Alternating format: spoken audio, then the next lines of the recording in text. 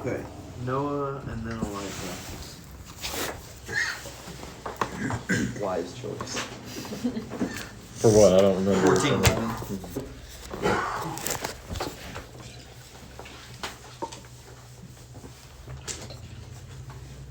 The master said, Meng Gongchuo would make an excellent household manager for the Zhao or Wei, but could not be employed as a minister in Teng or Shui. Zhao and Wei were powerful, noble households in the state of Jin, who eventually, working together with the Han family, usurped the running of the government, such as the three families did in the state of Liu. Tang and Xue were relatively minor, but still independent states. Meng Gongchuo was a minister in Liu, the head of the Meng family, and apparently a virtuous, if not terribly, talented man. The sense seems to be that running even a powerful household is not as challenging as governing a small state. And most commentators see the point of this passage as Confucius' concern about knowing the capabilities of others and employing them accordingly, as Huan Mayong explains. In this remark, Confucius is probably expressing the point that each person has that which they are capable of doing and that which they are incapable of doing. And that when in a state employs people, it must do so on the basis of an accurate assessment of their strengths. If even someone as worthy as Gongchuo still has that which he can do and still that which he cannot do, we can be sure that this is true of others as well. Confucius' remark is thus meant as a comment on the proper way to employ people. You cannot use them in a manner that conflicts with their talents, rather than as a criticism of Gongchuo. Alternately, Confucius' intention may be to belittle the three families of Liu by unfavorably comparing the talent required to run a noble household with that required to run a legitimate state.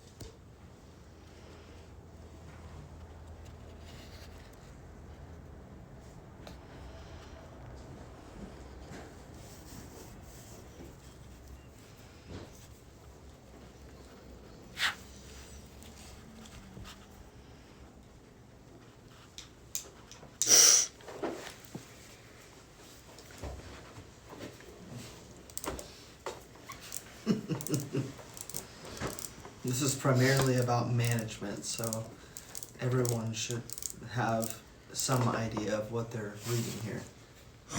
Even our ladies. Something I thought about when it talked about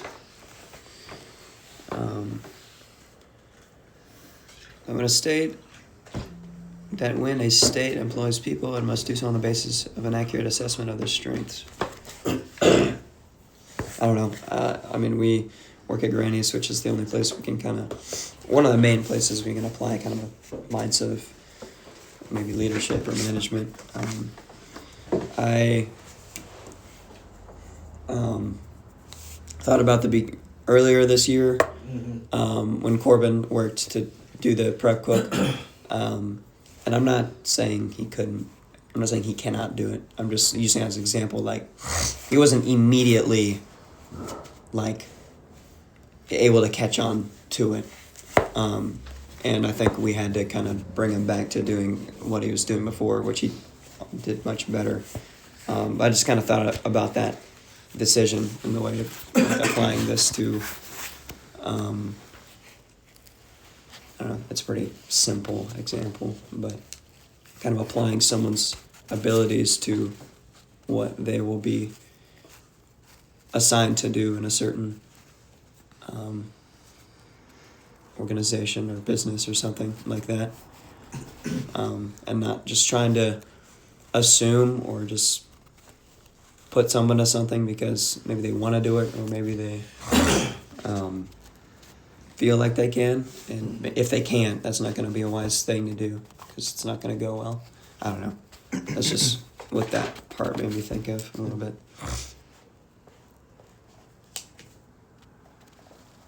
So let's raise the perspective from one who is the manager to one who appoints a manager.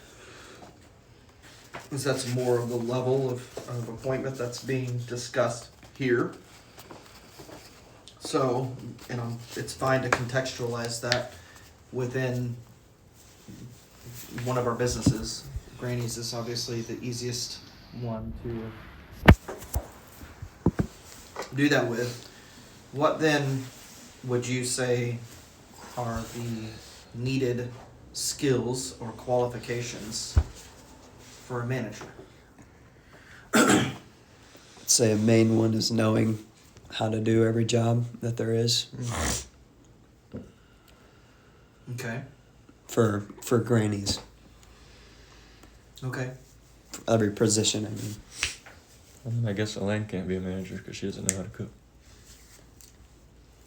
I was just saying my No, thoughts. that's the point of the discussion. But I don't disagree with Eliza's assessment, and I think that is, I think Elaine is a great manager, but I think that is one of the weaknesses she does have as a manager. Because I would say that sometimes some decisions she makes lacks the context of a cook.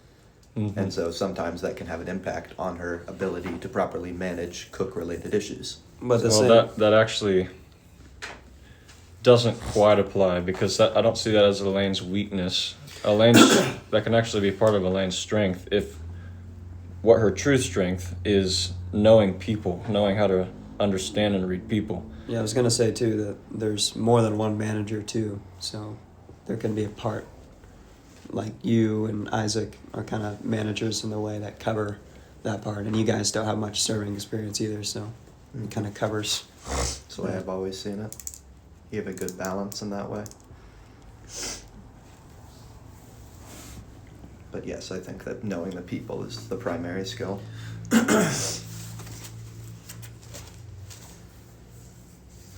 it. You got to be someone some people will listen to. You can't just, because I know there's good and bad management. I mean, there's a lot of situations where a really bad person is placed in management, and I don't think it's. I think it's less about people liking you, because sometimes people can be managers a lot of people really despise, but they're actually good managers because they like get business going. I don't know. He's got the whiteboard. I think that's still here. Okay. How could we surmise the first one, which was Knowing the business. well, that's not what you that's not what was indicated. It was more of knowing The work.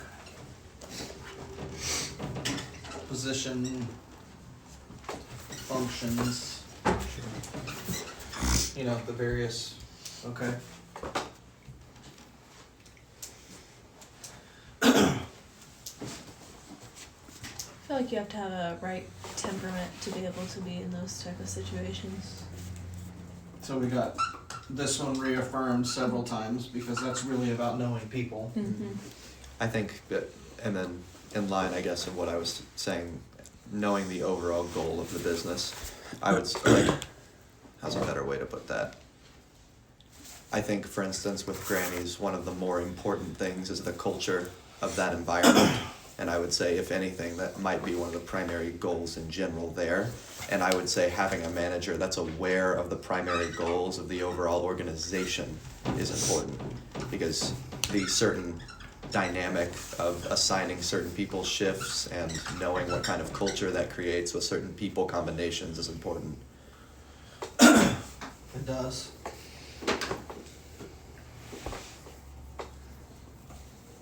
What other responsibilities are required? I mean, you gotta know how and when to make executive decisions. So decisions that affect everybody and everything involved. Which are pretty much based on this, right? Well, somewhat. I think there's Even when another they're one that unpopular. is that Even when they're unpopular and don't suit you. do what? Even when they're unpopular Yeah. and don't suit you. Yeah.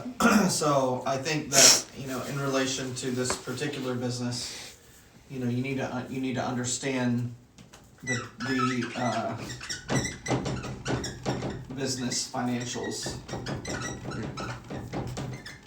Okay, so this crosses over into ownership, but if your manager doesn't know how to operate in this knowledge, and we're just speaking generally here about a business like Granny's, I'm not making reference to any person, but all I'm saying is, if you're not operating here and you don't know the ins and outs of the decisions that you're making to try to get to these goals, because It's very easily to misunderstand the reason why those decisions were made. yeah, or you may not know what decisions to make.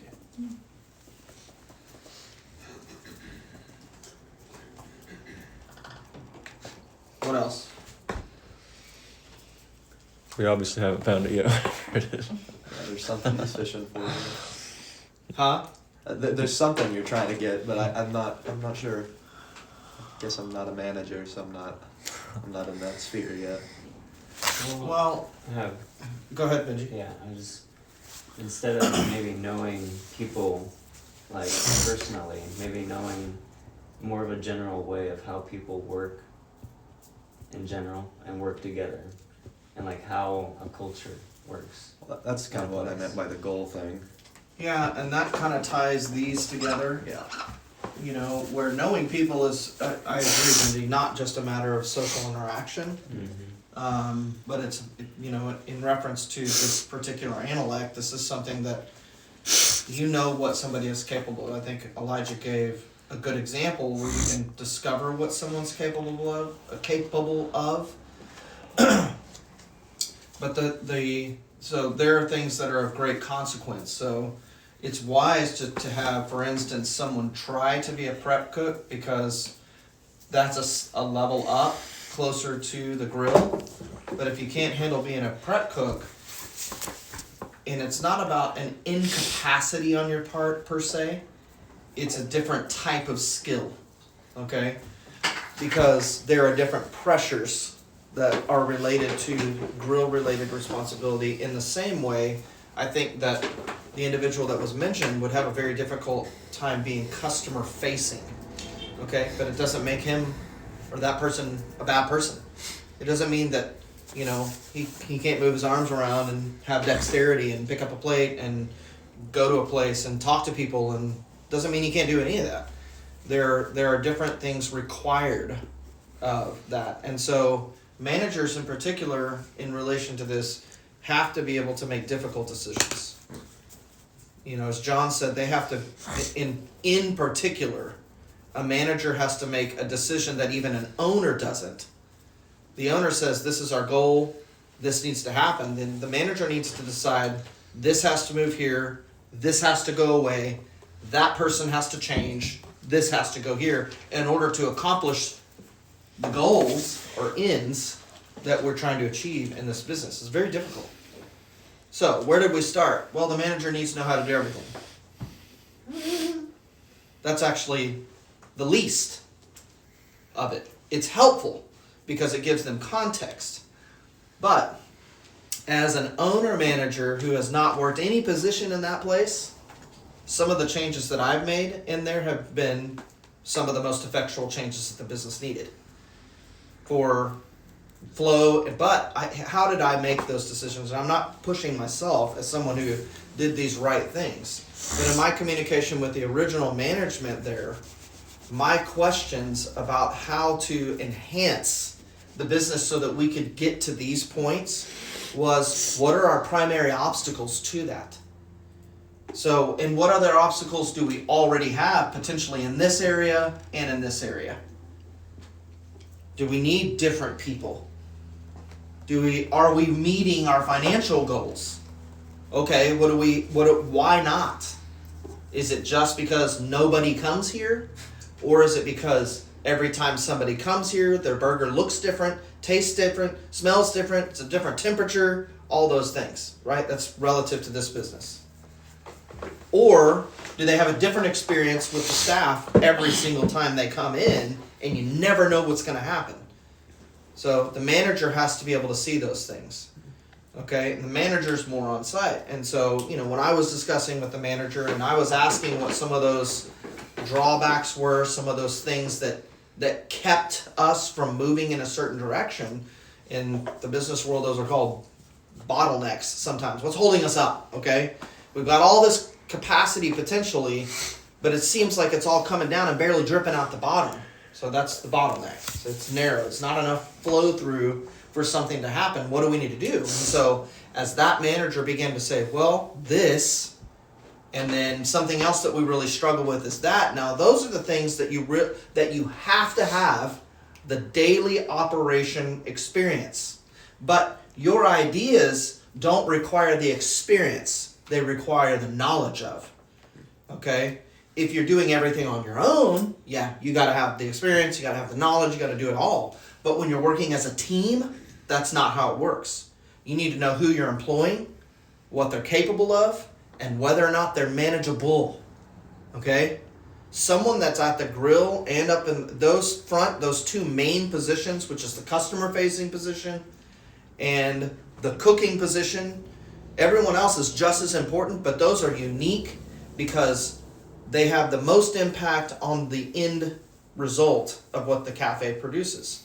So you got to hear from them, and you have those two people or positions, those two positions have to be extremely pliable and teachable because they're going to shape this. Now there's another level of this, which is what we discussed as one of our primary goals there, which is what's the culture in the kitchen? What's the culture of the employees that work here? That's a whole nother level of engagement because that actually is not, that's only on the surface something that the customers observe. Okay? And you see that, we're seeing this a little bit when we take over a business that actually has other employees and a previous culture. And you can say, well, this person's really awesome with the customers, but they're pretty toxic when they're back here. So that has to shift. So the customers may say, this is a great experience, I really like this person that serves me, but then you're thinking, man, that person has a really hard time, or I have a really hard time with that person, or we're not meeting our goals for who we want to be as a people in this place. So then a manager, my point is to open your minds up a little bit at what management responsibility is, and not just in this business. Think about this in the context of what it takes to run a household. What if you're just the manager of one of these leading noble households?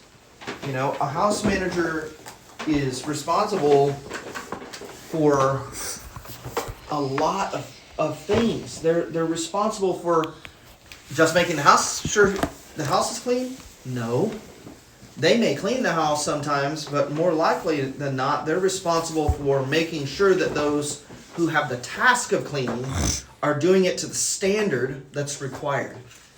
They may not be the butler who answers the door, but they're responsible, you see, to make sure that whoever is answering the door or at the gate is only letting the right people in or out and in the appropriate manner.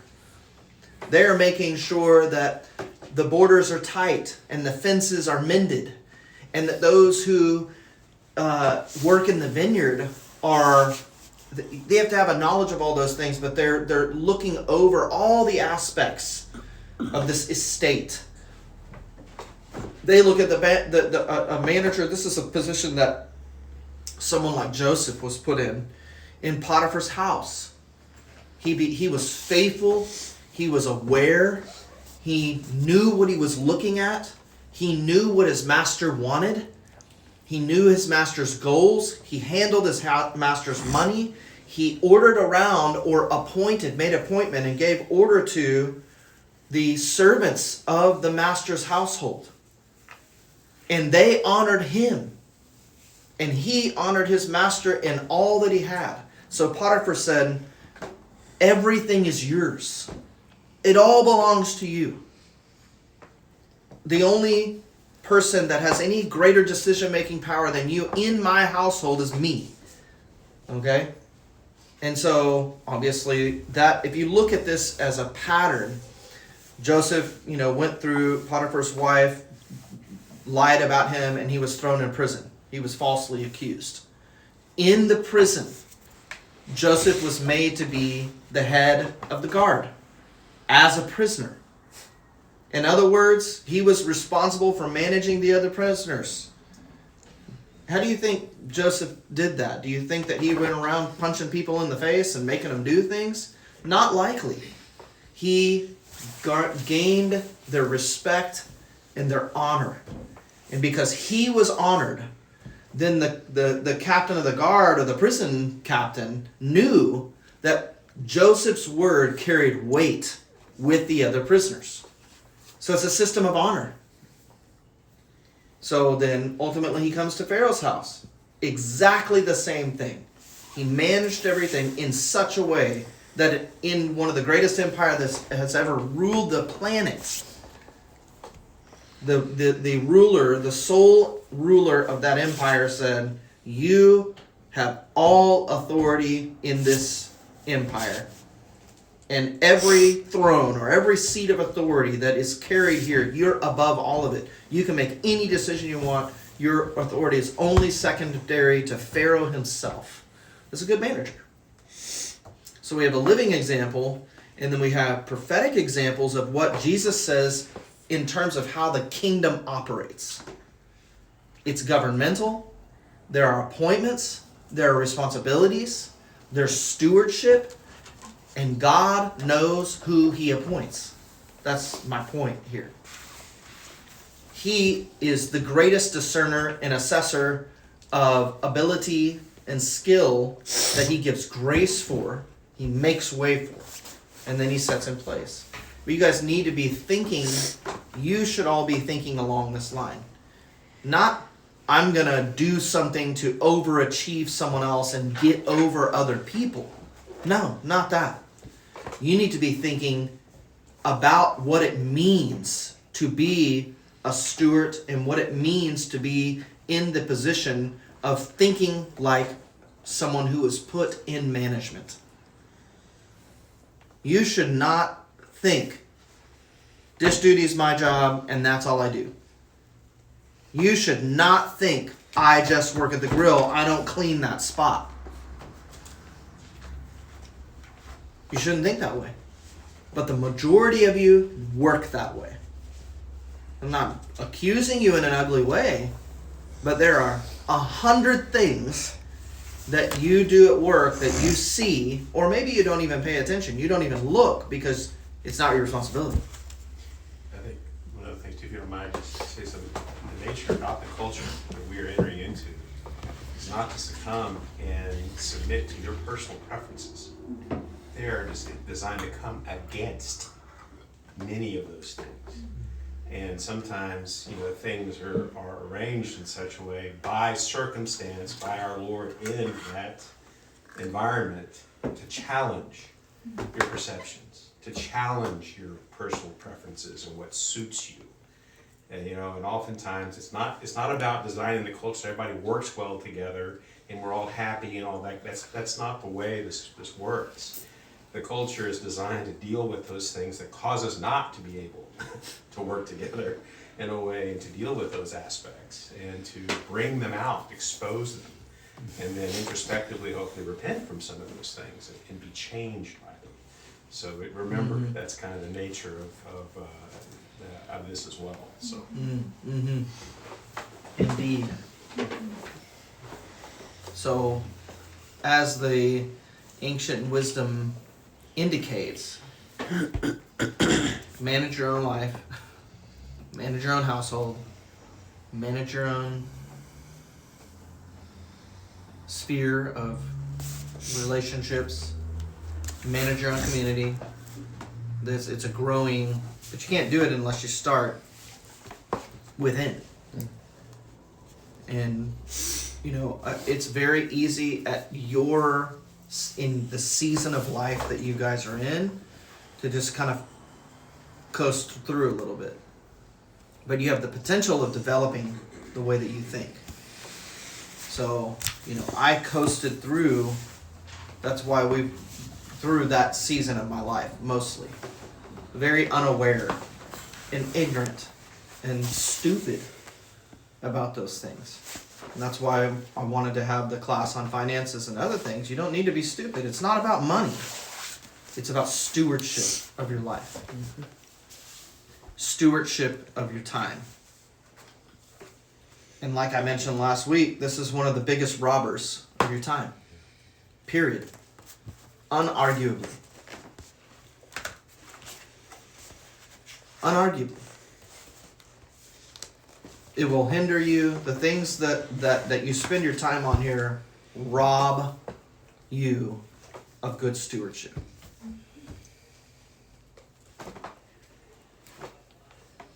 So, but now's the opportunity for you guys to apply and then practice some self-discipline so that you can be good stewards of your life. Now, here's the cool thing about good stewardship.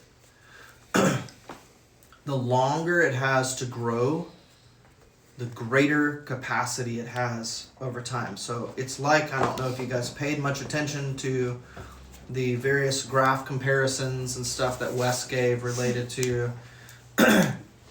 big investments and hard falls, and big investments and hard falls, real extreme up and down, versus someone who says, okay, I'm going to be consistent with this and I'm going to let this grow. And it compounds on itself as it's growing, and it becomes something bigger than all the big rises and falls. And typically we live our lives in anticipation of the highs, and then in confusion about the lows, or bewilderment, or whatever form of loss word we can use at the lows of life. We're upset by it. Can't believe it happened. We don't know how it happened. Why am I in this place? But if you will shift the way that you think and be consistent in the way that you develop in your own person, in the stewardship of your life, and your time, and your relationship with others, and the placement that you've been given today, now, in this season, the people that you've been with, then God says, this one has been faithful with little, now I will give them more. Some of you wonder, why isn't God making whatever progress that I think or hope that I would have in life, or reaching certain goals? Well, because you're not a good steward of what you have. And my point isn't to be critical of you guys. I'm answering the questions that you've got in your mind about that progress. I'm giving you the answer. This is not an easy answer. There's no quick solution. There never will be. And if you go for another decade, then you're setting up for a major fall.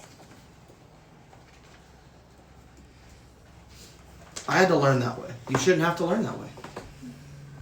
John it told me about a date that was hard for him to remember, a year exchange between 2009 and 2010, but he was falling off a 1,000-foot cliff.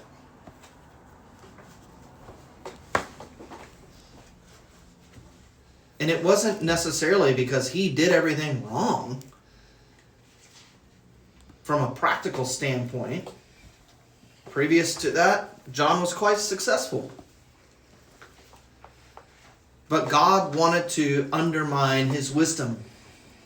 He pulled the rug out from under him. Same thing happened to Emmanuel. He fell hard. Is that how you're going to learn? Be homeless for 6 months? Be separated from your family in another country? Have an existential crisis in your life to wake you up, to get you out of the stupor of your own self-existence? I hope not. That's the privilege that you guys have been given. Don't receive my words critically. I'm giving you a sober warning so that you don't have to go that way. I don't believe that you guys are going that way, but I know that there's resistance here. Not personal resistance, you against me, or even you against God's purposes in this way. It's the resistance of the world and the cultures of the world that are drawing you and causing that resistance within you. And you, right now in this season of your life, you can, they don't seem like it necessarily, but you can release those burdens. You're in an environment where you will lose nothing except your ideal. You have only to gain by releasing those kinds of burdens and removing those types of resistances and obstacles in your life. And allow God to make you to be. And that's the one thing that can't be. They have to be very careful about who they choose. God is already very careful. He's infinitely careful. He's infinitely discerning. He's infinitely knowledgeable. And he is infinitely capable of making you to be what he has set you apart to be. None of these rulers have that ability. That is the distinct advantage of the house of God and the kingdom of God. Is that God can change you. God can transform you. And God will appoint you. That's incredible. There's no household of nobility. There is no grand empire that has the ability to do that. God is the one singularly who can transform. And it's the very thing that he wants to do. And you will be amazed at how that transformation and yielding in faith to God's willingness and ability to transform, how much that will impact the way you put your clothes on.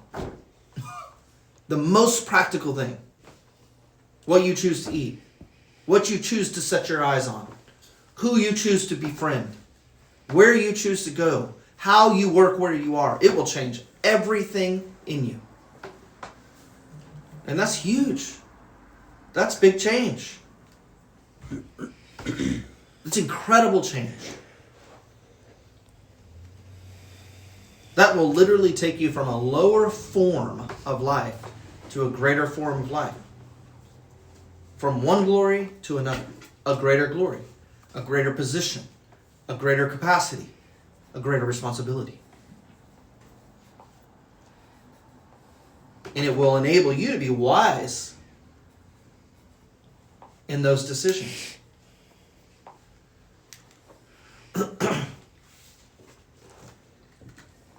Let's continue. I don't want to miss this one. It's about Zulu. I like Zulu.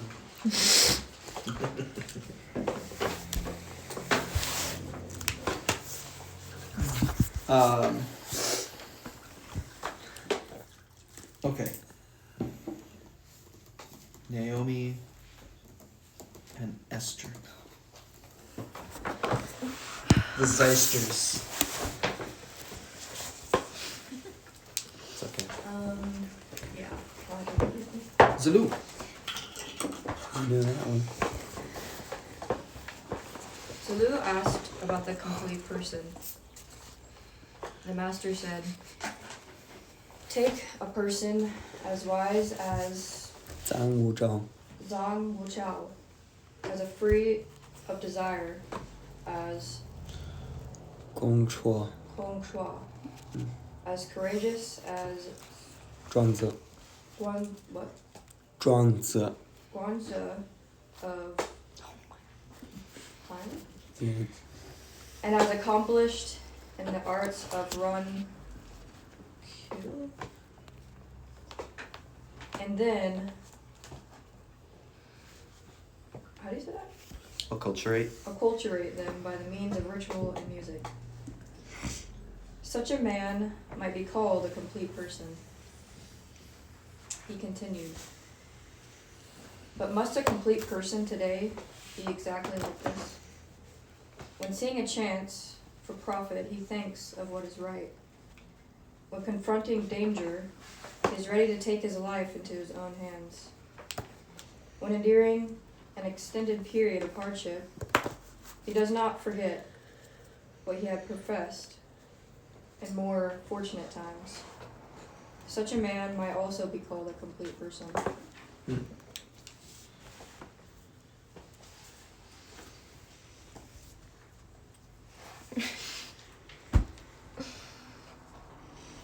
Zhang Wuzong, grandson of Zhang Wenzhang, mentioned in 517. Oh my gosh, this is just too many names. Meng Gongchuo.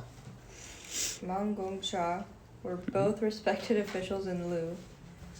And Zhuangzi. Zhangzhou was an official in the walled city of Bain, on the eastern border of Lu, who was legendary for his courage.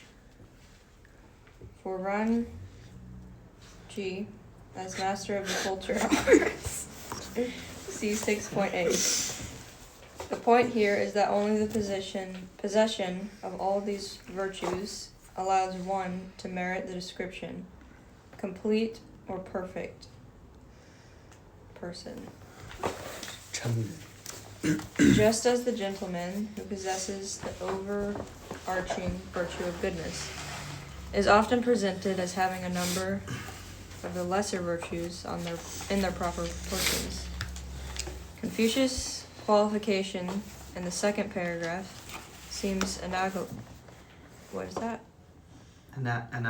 analogous to his characterization of second rate. Scholar officials in 1320, in Confucius' corrupted age, it is perhaps too much to ask for true perfection. Some commentators also see this concession to the lowered standards of his age as an encouragement to Zulu, who may have felt intimidated by the likes of former worthies, such as Zhang and that guy. So, yeah. You're pretty good. Lots of names. There's more names than the last one.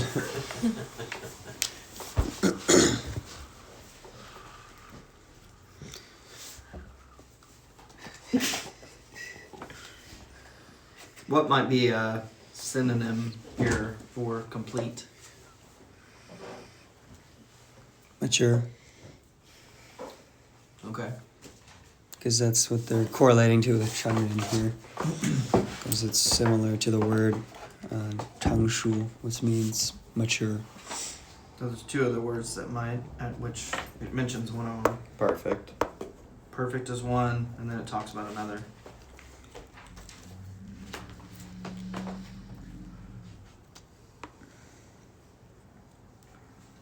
It's one of those very meaningful words in this text. Is it you talking about gentleman?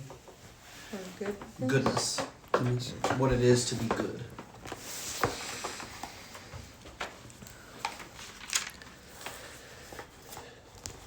So the initial statement of the master is kind of difficult because we don't know these characters. We don't know their lives, but there are three qualities there that are mentioned. The first is wise. Free of desires, the second. Courageous, so there's 4, and accomplished. So wise, free of desire, courageous, and accomplished. That's 4.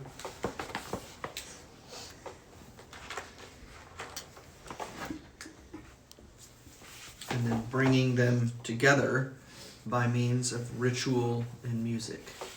How does that work? Ritual is not a procedure so much as it is a way of acting in those things together. Music is an expression. So that was music. Ritual and music are also pretty meaningful words in this text because they more specifically refer to the way that those things are expressed in life.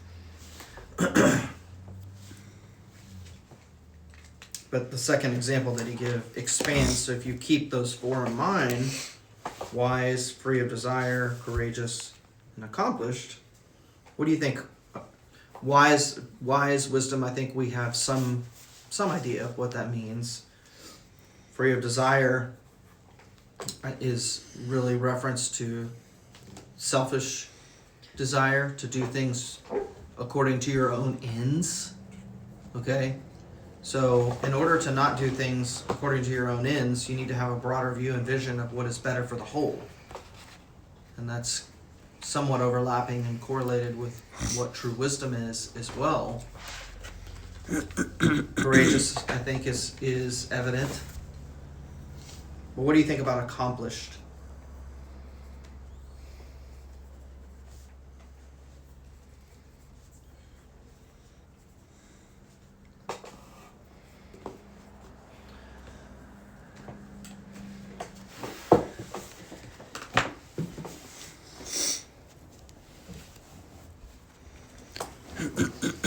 Maybe like well practiced in life. Yeah, so practiced unto some level of achievement and fulfillment. I'm looking at the part where it's talking about when confronting danger, he is ready to take his life into his own hands. When enduring an extended period of hardship, he does not forget what he had professed in more fortunate times. Mm-hmm. Doesn't that sound, for those of us who are in our brothers' meeting, isn't that something like exactly what we just read? That was very similar to something we read I was recently. remembering right? that too. I didn't Yeah. know where I saw it. I think it was in our meeting. It was in context though to the Lord holding you accountable for the things that you say in more fortuitous times. I was Right. actually thinking that the second we read it, and I was like, did I read that in the scriptures or where was that? Yeah, Thank you it for was, reminding what me. he said was, we make a commitment to God, and then when things get hard, He holds us we to that commitment. basically say, release us.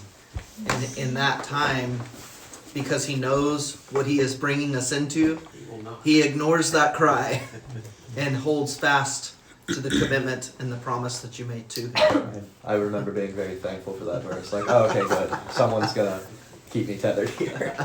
It's interesting to see that same wisdom here. Agreed. So you can correlate those. Obviously, he's seeing a chance for profit. He thinks of what is right. So that correlates to what? He's free of desire.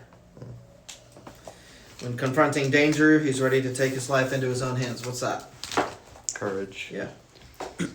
When enduring an extended period of hardship, he doesn't forget what he had professed in more fortunate times.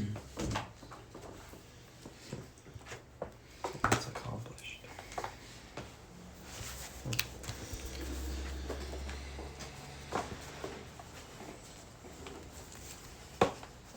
So what I really appreciated about it too is the term acculturate, which means what, Esther?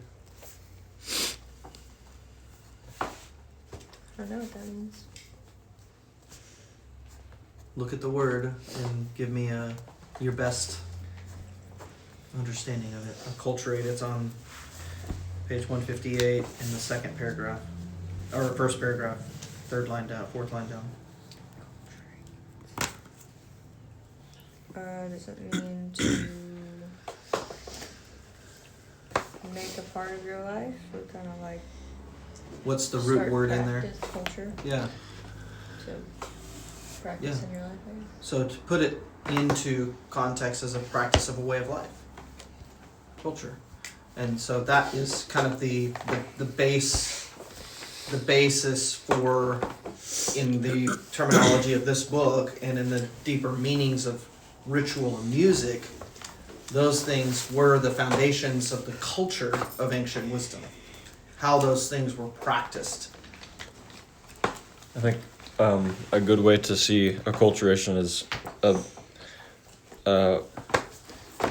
some imagery that would be used a lot by ancient Chinese philosophers, even as it came to Taoism, which would speak of the hewn rough block, and how they would often speak of the virtue of just that, of the substance of something that has not been acculturated yet. Mm-hmm. But yeah, you can I see see. things like even wisdom and freedom from desire, courage, and even something like accomplishment as, I think those are still kinds of refinement, but as qualities that may be inherent to a person, but which still need to be hewn and carved into some sort of shape, or even you could even say a sort of vessel to be used for some greater purpose than just to be admired for the value of its substance, if you know what I'm saying. And so acculturation is a kind of refinement. It's a carving Yeah. of the rough hewn block. So you're not taking these four qualities in their own. There's a shaping that brings them together, because we're talking about what it is to be complete, wholly good, or perfect, or mature.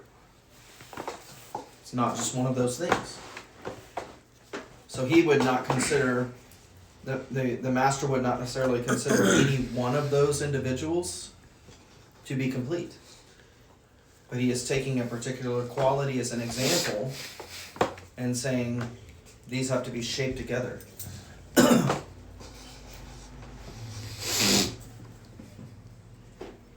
In that case, this block of wood would be made up. Wood has different types of qualities, okay? It has a tone, its coloration. It has a grain or a pattern, and it has a hardness. And so those things have to be, shaped together. You would use different tools to shape a hardwood than you would a softwood. If you were working with something like mahogany, you guys may not know woods very well. Mahogany is quite dense and heavy, where like a balsa wood is extremely light and soft, or something that is bamboo is very striated or stranded.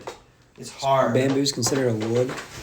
I didn't know that. Yeah, I mean, in some senses, yeah. But they all have very different qualities. So they would also have very different uses, and they would have very different tools so as to shape or form them into something. You couldn't very well shape, certain woods into, something ornamental. Whereas a hardwood might be really good for that, because it will,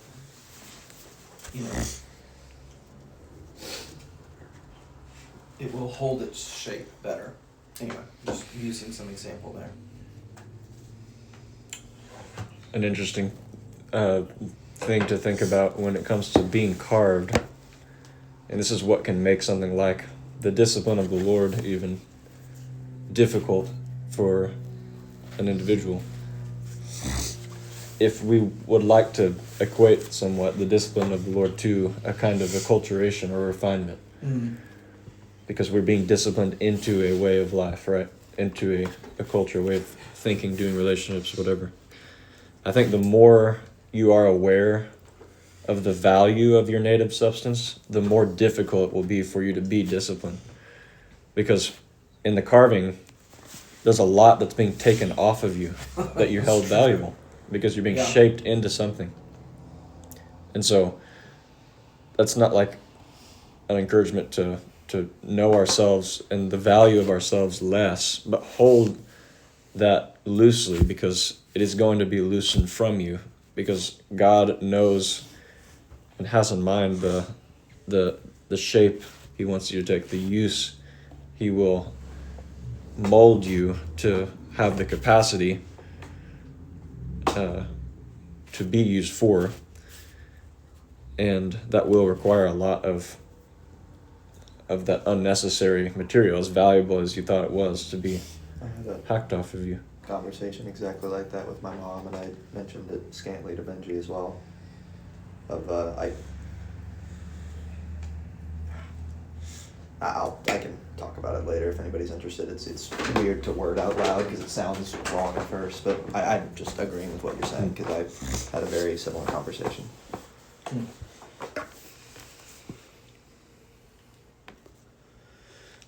So that from that point of view, you might see, this is part of the initial difficulty of it. You think God maybe doesn't see the value that you see in yourself because he's getting rid of so much. He's seeming to ignore so much. But it's actually the very opposite. He knows the value of the material better than you do. Mm-hmm. And he's actually shaping it to be used in a sense to become much more valuable than it was as a rough hewn block.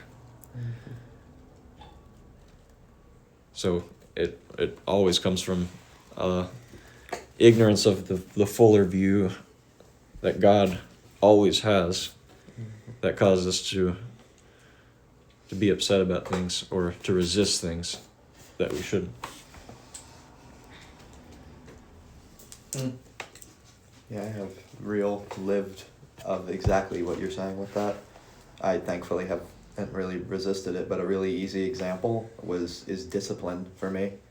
I think the source of my prior discipline was definitely wrong, and I think that's why he's rebuilding it. But like looking at my life from like before I started this journey to like the kind of person I was before, I objectively was a far more disciplined person back then.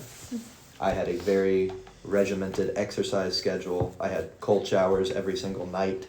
My sleep schedule was weird, but it was very rigorous. I just lived in a different reality, but I had everything very structured, and I had people like tell me, "Oh, you're a very disciplined person," and it feels like by the nature of life and this kind of person I'm being shaped into that I have lost a lot of that.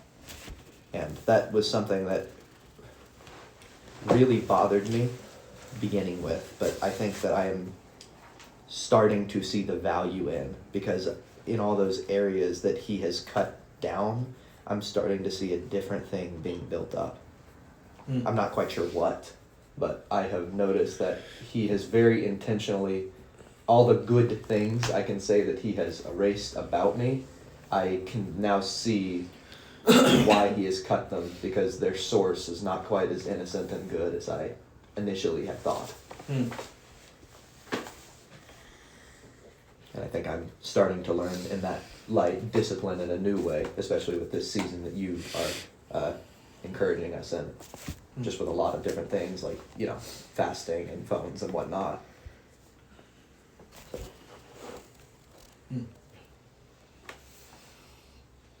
That's not just discipline, obviously. That's just an easy example for me, because that's something I've had ebbs and flows with pretty dramatically. Yeah.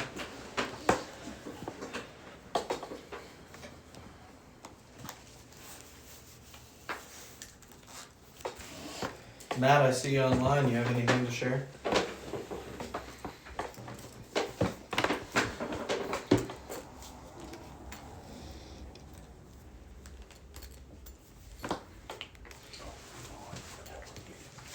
Hang on just a second, Matt. I think we've got you muted here. Oh. Volume 4. Go ahead now, brother. I think we can hear you now. Sorry about that. I think there's an echo. Yes, but No, I heard him just a little yeah, bit. I You have heard to turn it. It was it. very quiet. Go ahead, brother. Now let's see if we can hear you. Y'all are gonna be There we disappointed with my comments. After all that What a anticipation. build Is it all up. that? Is it Make it good, brother. Okay, be quiet so we can hear.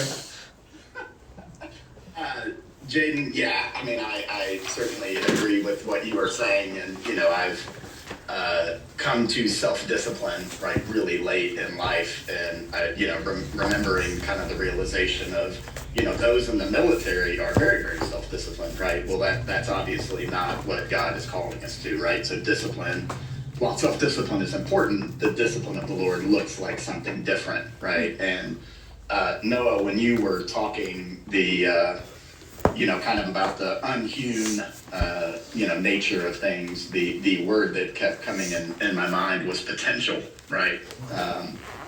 Something that is without form or without shape or without some, substance. It can have a great potential, but that potential has to be realized, right? Yeah. It reminds me of Michelangelo when he was sculpting David, right, out of marble, that big famous statue that he made. He was quoted as saying, "I simply removed that which was not David," which I always love that quote. Yeah, that's interesting, especially when you're talking about. I mean, if you take remembrance and view of David's life, Yep. and how God shaped his life, that's pretty Yep. incredible. So, yeah. Well, Brother Matt, while we have you, will you close us in prayer? Absolutely.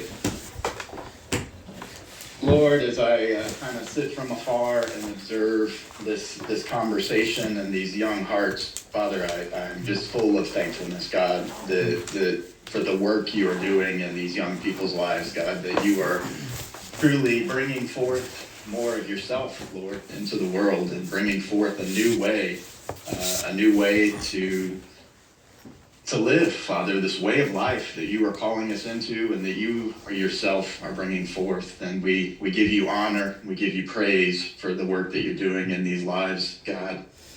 We thank you, Lord, for each heart that is represented here and for these types of conversation, Lord, where you give us insight into your wisdom, Lord, and the way that you work and the desires of your heart and the way that you think, Lord, and certainly understand that growth in you, Father, is done certainly, a lot of times outside of these meetings, Lord, and in real life where you call us to be obedient and you call us to lay down the things of the natural world and you call us to lay down the things that we grasp and hold on to so tightly, Lord, to let them go and to trust you in those things, Father.